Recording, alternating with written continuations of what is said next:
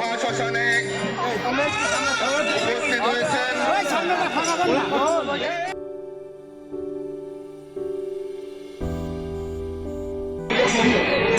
আপনাদের আসন গ্রহণ করার জন্য বিনীতভাবে অনুরোধ করছি।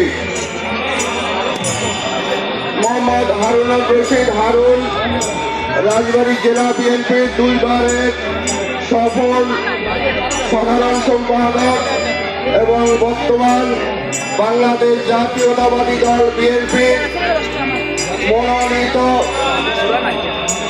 সংসদ পদপ্রার্থী, তাকে আসন গ্রহণ করার জন্য বিনীতভাবে অনুরোধ করছি। যে বাংলাদেশ পেয়েছি, বর্তমান যে অন্তর্বর্তী সরকার দেশ পরিচালনা করছে, তাদের প্রথম এবং প্রধান যে কাজটা সেটা হলো একটা অবাধ, সুস্থ এবং নিরপেক্ষ নির্বাচনের আয়োজন করা।